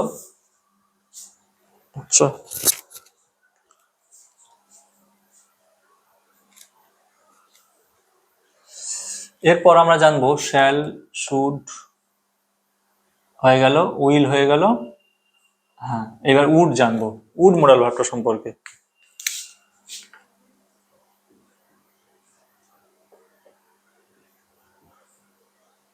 আচ্ছা, উডের একটা নিয়ম অলরেডি বলে দিয়েছি। উডের একটা নিয়ম কি, উডটা বিনম্র অনুরোধ ক্ষেত্রে ব্যবহার হয়, পোলাইট রিকোয়েস্টের ক্ষেত্রে ব্যবহার হয়। যেমন would you give me some money, could you give me some money বলতে পারি, would you give me some money, যেটা আমি প্রথমের দিকে বলে দিয়েছি অলরেডি। তো উডের দ্বিতীয় নিয়ম যদি বলি, এটা কি হয়, পাস্ট হ্যাবিটের ক্ষেত্রে ব্যবহার হয়, মানে অতীতের অভ্যাসের ক্ষেত্রে। তবে অতীতের অভ্যাসটা অনিয়মিত যদি হয় সেই ক্ষেত্রে ব্যবহার হয়। এই ক্ষেত্রে আমরা উডের সঙ্গে আরেকটা মোডাল ভার্বের পার্থক্য বলে দিই। উড আর ইউজ টু, দুটোতেই অতীত অভ্যাসের ক্ষেত্রে ব্যবহার হয়, অতীত অভ্যাসের ক্ষেত্রে ব্যবহার হয় দুটোই। তবে উডটা হয় অনিয়মিত অভ্যাস হলে, অনিয়মিত অভ্যাস হলে, আর ইউজ টু হয় নিয়মিত অভ্যাস হলে। নিয়মিত অভ্যাসের ক্ষেত্রে ইউজ টু ব্যবহার করা হয়। এটা অলরেডি আমি টেন্সের সময়, টেন্স করানোর সময়, পাস্ট ইনডেফিনিট টেন্স করানোর সময় বলেছিলাম। ঠিক আছে, তো দেখা যাক অতীতের অভ্যাসটা যদি অনিয়মিত হয়। যেমন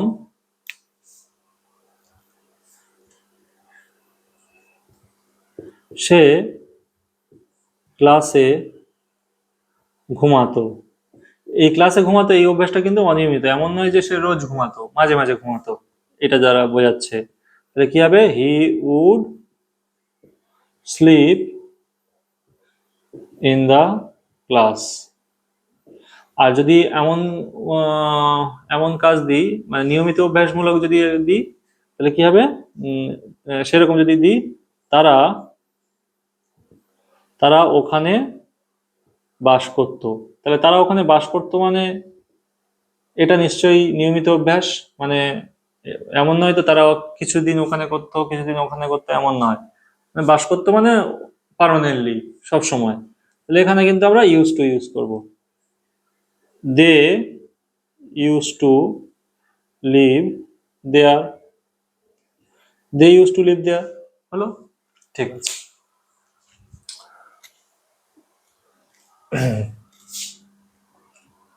উড ও ইউজ টু হলো। আচ্ছা, এটা তো উড আর ইউজ টুর এই এই অর্থে অতীতের অভ্যাসের ক্ষেত্রে পার্থক্য। এবার উডের দ্বিতীয় নিয়ম হয়ে গেল, এবার তৃতীয় নিয়ম, আরেকটা নিয়ম জানবো।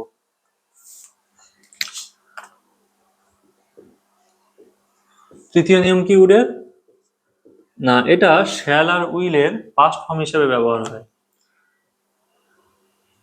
শ্যাল উইলের পাস্ট ফর্ম হিসেবে, শ্যাল আর উইলের পাস্ট ফর্ম হিসেবে ব্যবহার হয়। কেমন? যেমন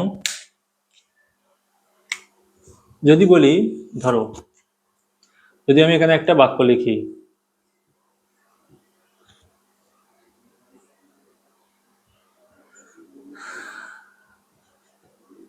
আমি আজ স্কুলে যাব। এটার ইংলিশ কি হয়?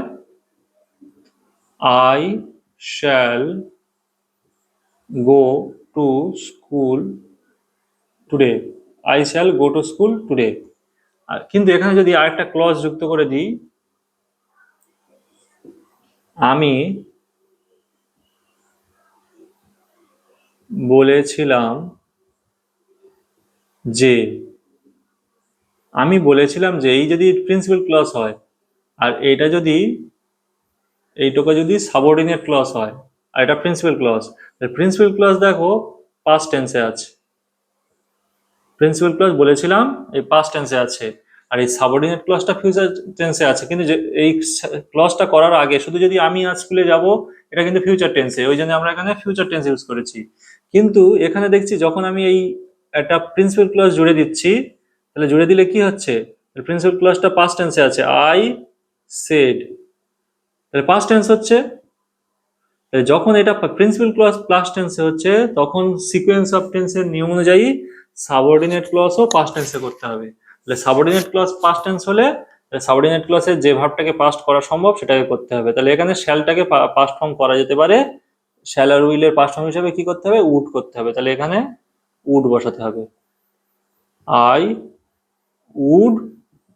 তাহলে I said that I would go to school today. আমি বলেছিলাম যে আমি আজ I would go to school today. Today বলতে পারি বা দ্যাট ডে বলতে পারি।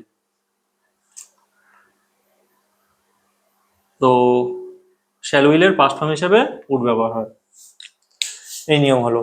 আচ্ছা, উড আর কিভাবে ব্যবহার হতে পারে? উড ব্যবহার হতে পারে চাওয়া অর্থে।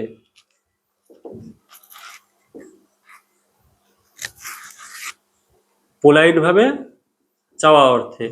যেমন ফর্মাল সিচুয়েশনে, আমি একটি গান গাইতে চাই। তাহলে কি দেব? I would. হ্যাঁ, এক্ষেত্রে বলে দিই, এই উড লাইক ব্যবহার হয় কিন্তু এই চাওয়া অর্থে, I would like. To sing a song, I would like to sing a song. চাওয়া অর্থে হলো। আচ্ছা, উডের আপাতত এই চারটে নিয়ম জানলেই হবে। তো আপাতত এই পর্যন্ত হলো। এবার মাস্ট, মাস্ট জানবো। আচ্ছা, মাস্ট মডাল ভার্বের, উড মডাল ভার্বের অর্থ নেই, মাস্ট মডাল ভার্বের অর্থ আছে। সেটা কি? অবশ্যই বা নিশ্চয়ই। ঠিক আছে? তো অবশ্যই বা নিশ্চয়ই অর্থে ব্যবহার হয়।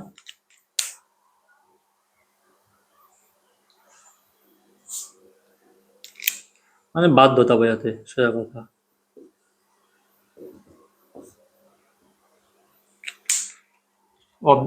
অব্লিগেশন অর্থে। যেমন একটা বাক্য লিখি, আহ,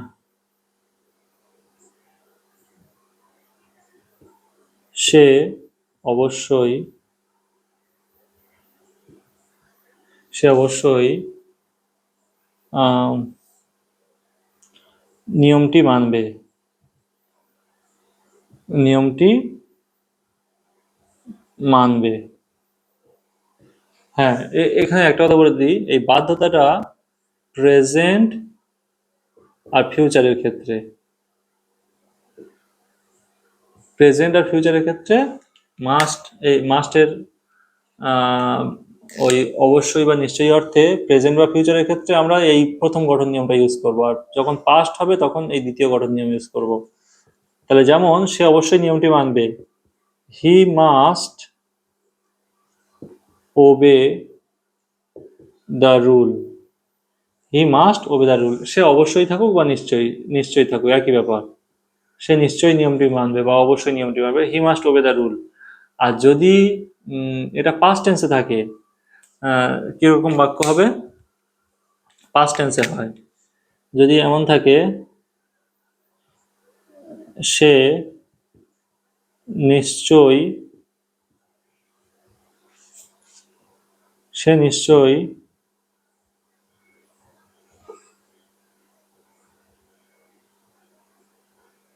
সে নিশ্চয়ই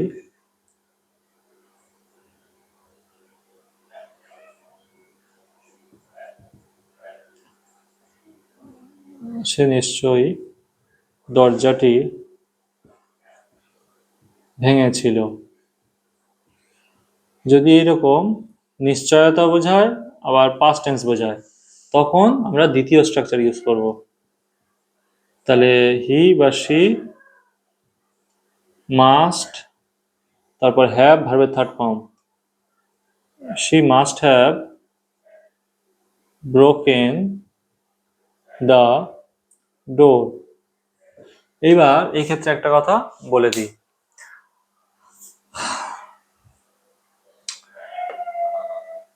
মাস্টের বিকল্প হিসেবে আরো দুটো মোডাল ভার্ব ইউজ করা যায়। সেটা হচ্ছে হ্যাজ টু আর হ্যাভ টু প্রেজেন্ট টেন্সের ক্ষেত্রে, আর পাস্ট টেন্সের ক্ষেত্রে হ্যাড টু। ঠিক আছে? আর ফিউচার টেন্সের ক্ষেত্রে এটা প্রেজেন্ট, পাস্ট, আর ফিউচার টেন্সের ক্ষেত্রে শ্যাল বা উইল, তারপর হ্যাভ টু। এটা মাস্টের বিকল্প হিসেবে ব্যবহার করা যেতে পারে। তবে কি, মাস্টেতে জোর পড়ে, আর এগুলোতে জোর পড়ে না অতটা। তো কেমন জোর পড়ে না বলে দিই, সে অবশ্যই নিয়মটি মানবে, he must obey the rule. আর যদি আমি দিয়ে দিই he has to obey the rule, তাহলে কি বোঝাবে? তাকে নিয়মটি, তখন মানে এরকম আসবে না সে অবশ্যই নিয়মটি মানবে, তখন এরকম নিয়ম আসবে না, তখন নিয়মটি আসবে তাকে নিয়মটি মানতে হবে। এইবার এখানে অর্থের কি পার্থক্য হচ্ছে, যদি বলি সে অবশ্যই নিয়মটি মানবে, he must obey the rule, মানে এই কাজটা তাকে ইন্টারনালি করতে হবে, মানে তার ইন্টারনাল অব্লিগেশন আছে এখানে, মানে তাকে এটা করতেই হবে, না করলে চলবে না। আর যদি বলি হি has to obey the rule, তাকে নিয়মটি মানতে হবে, মানে এটা এক্সটার্নাল অব্লিগেশন, মানে এটা সে করতেও পারে, মানতেও পারে, নাও মানতে পারে, অতটা প্রেশার থাকে না, কিন্তু ফোর্স থাকে না অতটা। কিন্তু মাস্ট ব্যবহার করলে সেই ফোর্সটা থাকে। তো যখন ফোর্স থাকবে, যদি এমন বলে তাকে নিয়মটি মানতে হবে, he has to obey the rule, আর যদি তাকে অবশ্যই মানতে হবে তখন হি মাস্ট ইউজ করো, মাস্ট ওবে দ্য রুল। ঠিক আছে। আর এখানে হি আছে বলে হ্যাজ হয়েছে, এখানে যদি হি ছাড়া দে থাকতো তাহলে এখানে হ্যাভ হতো, they have to obey the rule. আর হ্যাড টু কখন হবে, যখন পাস্ট টেন্স হবে, তাকে নিয়মটি মানতে হবে না দিয়ে যদি থাকতো, তাকে নিয়মটি মানতে হয়েছিল, পাস্ট টেন্স যদি হয়, তখন হতো কি he had to obey the rule. আর যদি ফিউচার টেন্সে থাকে কি হবে, যদি থাকে হি উইল হ্যাভ টু, মানে তাকে নিয়মটি, তাকে যদি দিলাম তাকে আগামীকাল, আগামীকাল নিয়মটি মানতে হবে, তাহলে কি হবে তখন he will, he will have to obey the rule. ঠিক আছে। তো মোডাল ভার্বের অল্টারনেটিভ হিসেবে এগুলো ব্যবহার করা যায়, এটা প্রেজেন্ট, এটা পাস্ট, এটা ফিউচার। ঠিক আছে। সে নিশ্চয়ই দরজাটি, হ্যাঁ, এই অর্থে কিন্তু ওই এই এইগুলো ব্যবহার হবে না, এই অর্থে হতে পারে। তো মাস্টের নিয়মগুলো হলো।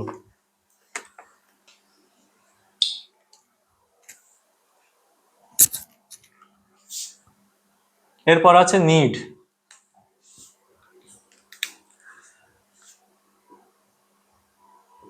নিড মানে কি, প্রয়োজন বা দরকার।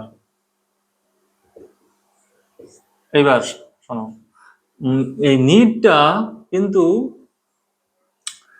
প্রিন্সিপাল ভার্ব হিসেবে ব্যবহার হয়, অক্সিলারি ভার্ব হিসেবে ব্যবহার হয়। প্রিন্সিপাল ভার্ব আর modal auxiliary verb,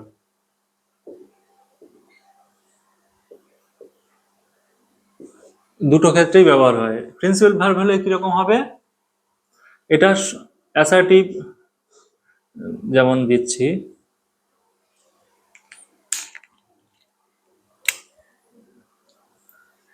he he needs to buy a book, তার একটা বই কেনা প্রয়োজন। He does not need to buy a book, তার একটা বই কেনার প্রয়োজন নেই। আমি বাংলাটা লিখলাম না, লিখলে অনেক সময় নষ্ট হবে, ওই জন্য আমি বলে দিচ্ছি, যদি লেখার থাকে লিখে নাও। He needs to buy a book মানে তার একটা বই কেনার প্রয়োজন, আর he does not need to buy a book মানে তার একটা বই কেনার প্রয়োজন নেই বা দরকার নেই। আর যদি বলি does he need to, sorry, buy a book, তার কি একটা বই কেনার প্রয়োজন আছে, ডিড দিয়ে করলে, পাস্ট টেন্স করলে সেই একই। হি ডাজ নটটা ডিড, যদি আমি ডিড করি, he did not need to buy a book, তার একটা বই কেনার প্রয়োজন ছিল না। আর যেই ডাজের জায়গায় যদি আমি ডিড করি, তাহলে মানে হবে তার কি একটা বই কেনার প্রয়োজন ছিল। এখানে দেখো প্রতি ক্ষেত্রে এই নিডটা কিন্তু প্রিন্সিপাল ভার্ব হিসেবে ব্যবহার হচ্ছে, কাউকে সাহায্য করছে না। হ্যাঁ, এই নিডটা প্রিন্সিপাল ভার্ব হিসেবে ব্যবহার হচ্ছে। হ্যাঁ, আচ্ছা, এইবারে দেখা যাক। এইবারে এখানে দেখো, এটা assertive affirmative sentence, principal verb হিসেবে নিড ব্যবহার হয়েছে। এটা assertive negative sentence, need verb ব্যবহার হয়েছে। এটা ইন্টারোগেটিভ সেন্টেন্স, নিড ভার্ব ব্যবহার হয়েছে। কিন্তু মোরাল ভার্ব হিসেবে এই অ্যাসার্টিভ অ্যাফার্মেটিভ হিসেবে নিডটা ব্যবহার হয় না, এই নেগেটিভ আর ইন্টারোগেটিভ হিসেবেই শুধু ব্যবহার হয়।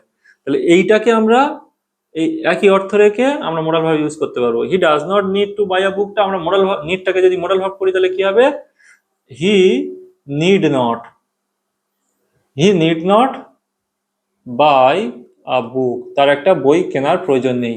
এটার অর্থ যা, এটার অর্থ তাই। ঠিক আছে। এইবারে দেখো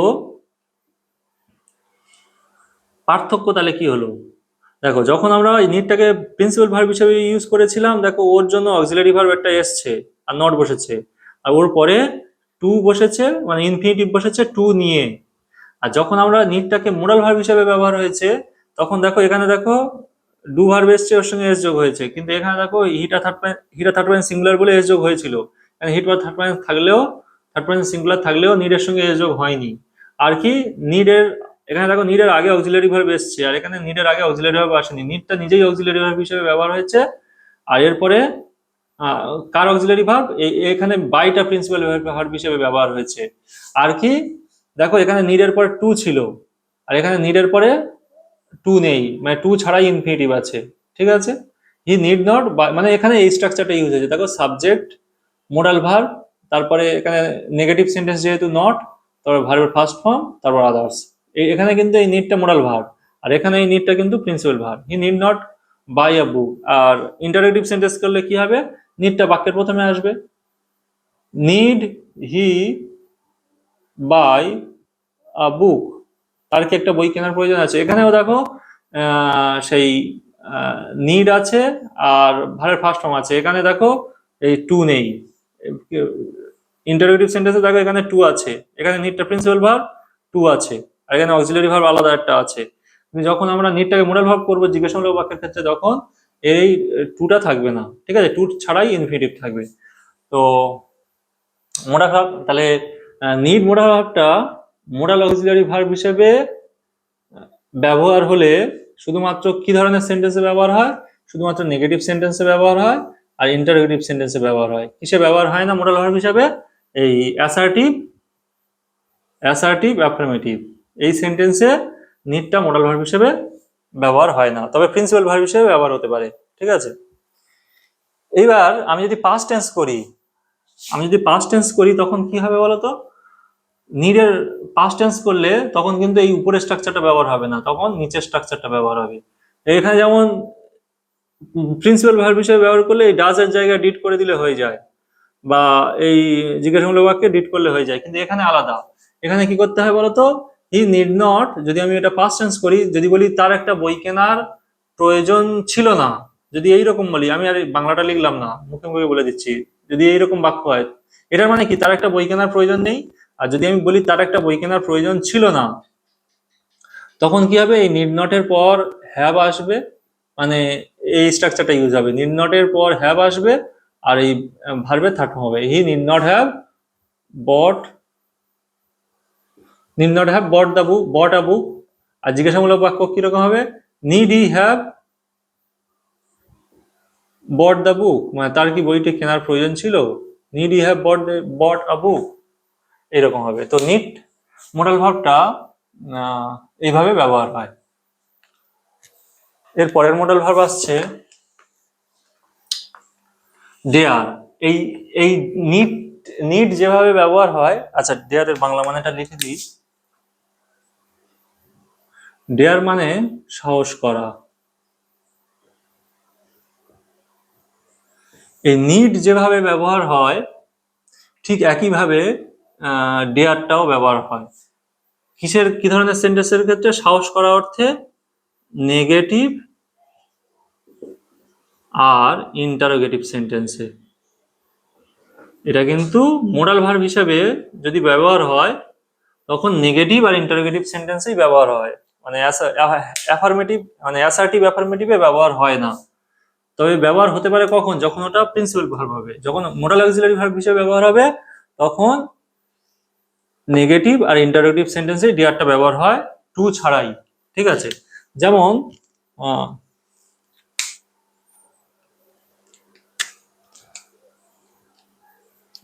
সে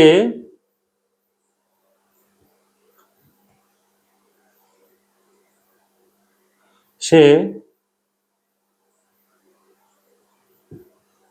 সত্য কথাটি বলার সাহস করে না।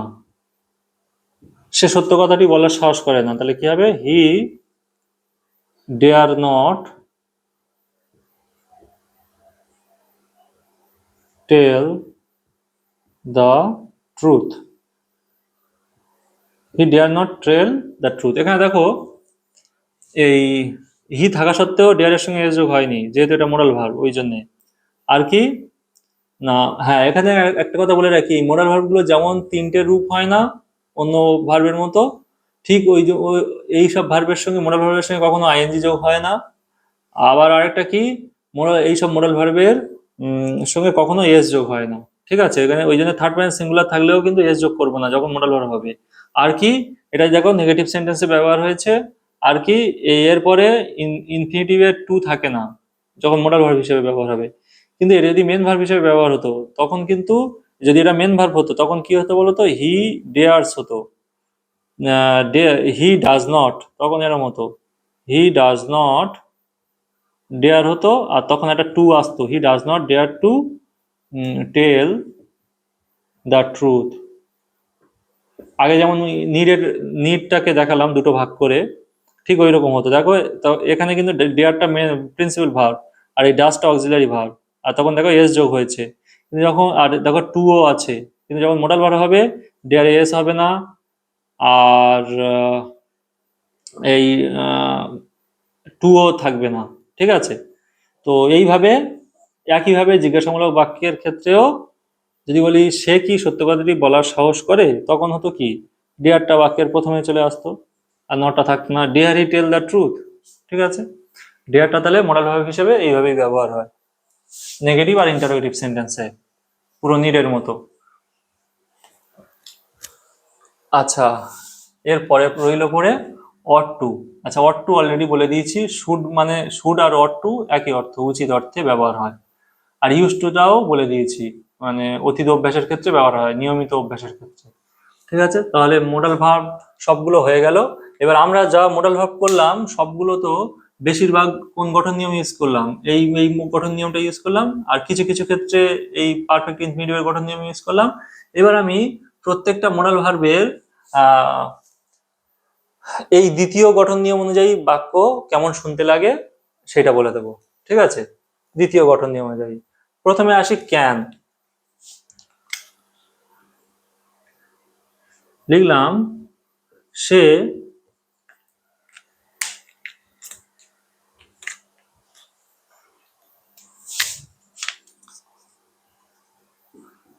সে চিঠিটি লিখতে, সে চিঠিটি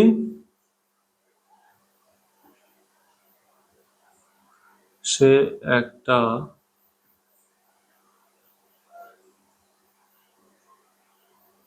ম্যাপ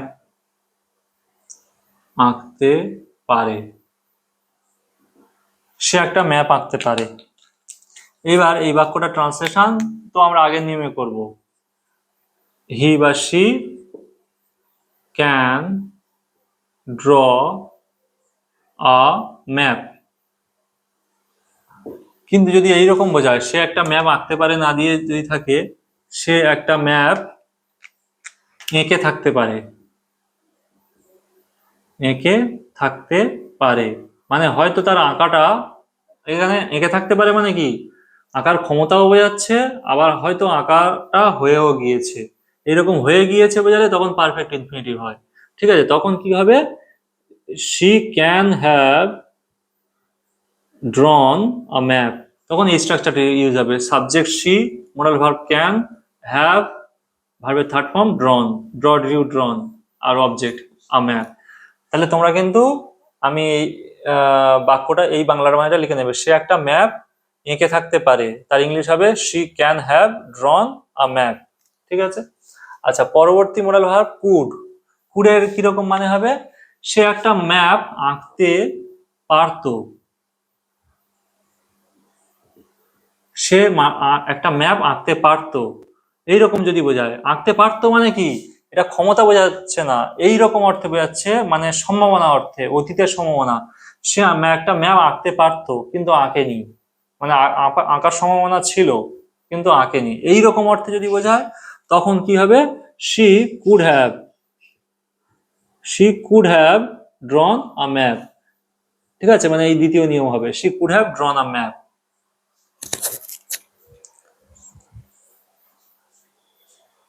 আচ্ছা, এরপরে আসি মেয়ে। মেয়ে দিয়ে কিরকম হবে,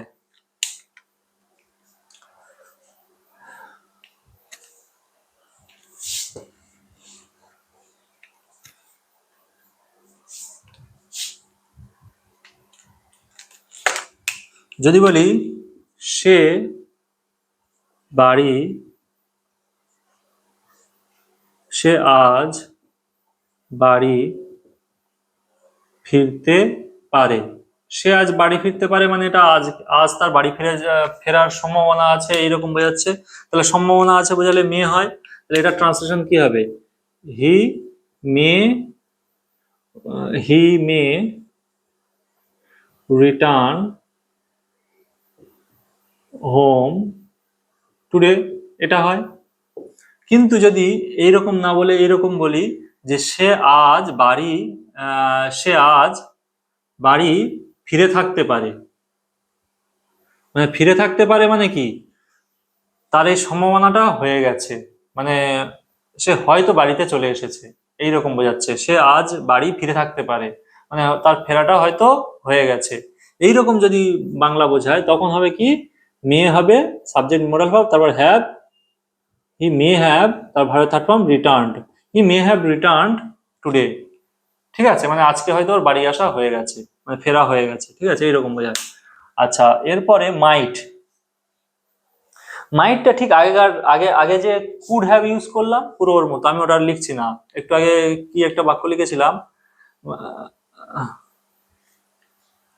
মানে সে একটা ম্যাপ আঁকতে পারতো কিন্তু আঁকেনি, এইরকম অর্থে। He could have drawn a map, সেই কুড হ্যাভ এর পরিবর্তে আমরা কি করতে পারি, ওই মাইট ইউজ করতে পারি। He might have drawn a map. ঠিক আছে, মানে সে একটা ম্যাপ আঁকতে পারতো। কুড মাইট একই অর্থে ব্যবহার হয়, মানে অতীতের সম্ভাবনা বোঝাতে। ঠিক আছে, তো তাহলে মাইটের এই দ্বিতীয় নিয়মটা আর কুডের দ্বিতীয় নিয়মটা একই। ঠিক আছে। আচ্ছা, এরপরে শ্যাল হ্যাভ। শ্যাল আর উইল, শ্যাল ও উইল, শ্যাল ও উইলটা এই পারফেক্ট ইনফিনিটিভের দ্বিতীয় গঠন নিয়ম অনুযায়ী কখন হয়, আমরা এটা অলরেডি শিখেছি ফিউচার পারফেক্ট টেন্সের ক্ষেত্রে। কিরকম হয়, ধরো বললাম সে আগামী কালের মধ্যে বইগুলি কিনে ফেলবে, কিনে ফেলবে মানে বলতে যাচ্ছে আগামী ভবিষ্যতের একটা নির্দিষ্ট সময়ের মধ্যে এই কাজগুলি তার শেষ হয়ে যাবে। এই রকম যদি বোঝায় কাজ, শুধু যদি বলে সে বইগুলি কিনবে তখন ওটা কিন্তু ফিউচার ইনডেফিনিট হবে, মানে প্রথম নিয়ম অনুযায়ী হবে হি উইল বাই। তো যদি শুধু যদি এইরকম থাকে সে বইগুলি কিনবে তখন হবে হি উইল বাই, বইগুলি কিনবে সে, he will buy the books. ঠিক আছে, প্রথম গঠন নিয়ম অনুযায়ী he will buy the books.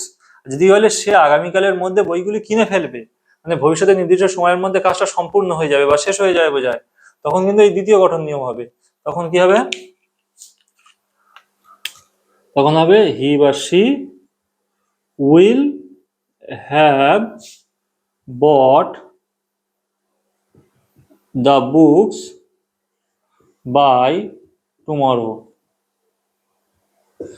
He will have bought the books by tomorrow. আচ্ছা, তাহলে শ্যাল ও উইলের পারফেক্ট ইনফিনিটিভ কেমন ব্যবহার হয় দেখালাম। এরপরে উড।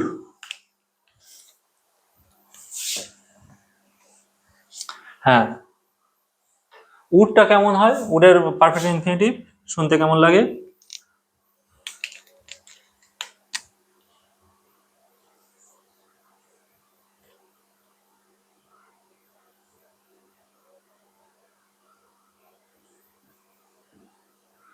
আমি বইটি ফেরত দিতাম কিন্তু দিইনি।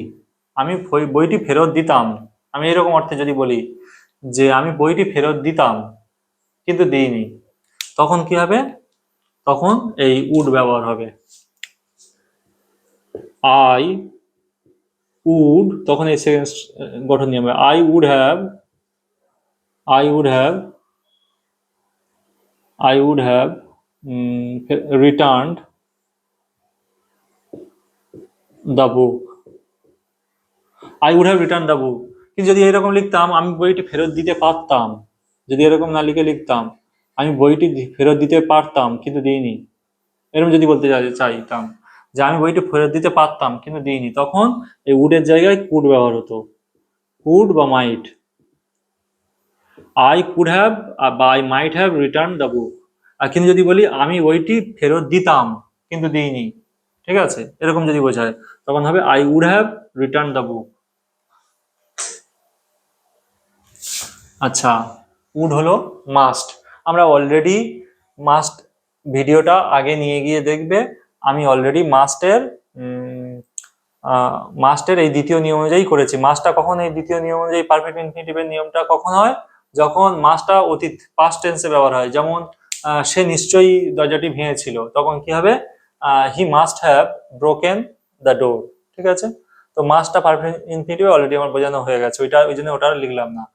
নিডটাও বোঝানো হয়ে গেছে, নিডটা যদি পাস্ট টেন্সে ব্যবহার হয় তখন এই পারফেক্ট ইনফিনিটিভে ব্যবহার হয়। যেমন তার বইটি কেনার দরকার ছিল না, যদি বলি তার বইটি কেনার দরকার আছে, হি হি না, এটা তো নেগেটিভ সেন্টেন্সে ব্যবহার হয়, তার বইটি কেনার দরকার নেই, he need not buy the book. আর কিন্তু আমি পাস্ট টেন্সে বলি তার বইটি কেনার দরকার ছিল না, তখন কিন্তু এই দ্বিতীয় গঠন নিয়ম হবে, he need not have bought the book. ঠিক আছে, এটা যেহেতু অলরেডি বুঝিয়ে দিয়েছি, ওটা নিডটা আর লিখলাম না। ডেয়ারটা সেম, ডেয়ারটাও বোঝানো হয়ে গেছে। ডেয়ারটা পারফেক্ট ইনফিনিটিভে ব্যবহার হয় না, ডেয়ারটা পারফেক্ট ইনফিনিটিভে ব্যবহার হয় না। আচ্ছা, ওয়ার্ড টুটা আমার অলরেডি বোঝানো হয়ে গেছে। শুড, হ্যাঁ আমি should R word two perfect ইনফিনিটিভে আমার অলরেডি বোঝানো হয়ে গেছে। কখন শুড আর ওয়ার্ড টুটা পারফেক্ট ইনফিনিটিভে ব্যবহার হয়, যখন উচিত ছিল হয়, মানে উচিত কথাটা পাস্ট টেন্সে ব্যবহার হয়, তখন আমরা শুড বা ওয়ার্ড টু ইউজ করি। যেমন তার বইটি কেনা উচিত ছিল, ঠিক আছে, তখন কি করতে পারি, হি শুড হ্যাভ বট, যদি বলি তার বইটি কেনা উচিত, he should buy the book. আর যদি বলি তার বইটি কেনা উচিত ছিল, তখন he should have bought the book করতে পারি, বা he ought to have bought the book করতে পারি। ঠিক আছে, মোটামুটি উচিত ছিল অর্থে আমরা শুড বা অট টুটা এই তারপরে আমরা হ্যাভ ভার্বের থার্ড ফর্ম এই গঠন নিয়মটা ইউজ করতে পারি। ঠিক আছে, আর ইউজ টুটা পারফেক্ট ইনফিনিটিভে সাধারণত ব্যবহার হয় না। ঠিক আছে, তো ইউজ টুটা অতীত অভ্যাসের ক্ষেত্রে ব্যবহার হয়। ঠিক আছে, তো আমি মোটামুটি মোডাল ভার্বসের সব মোডাল ভার্বস গুলোই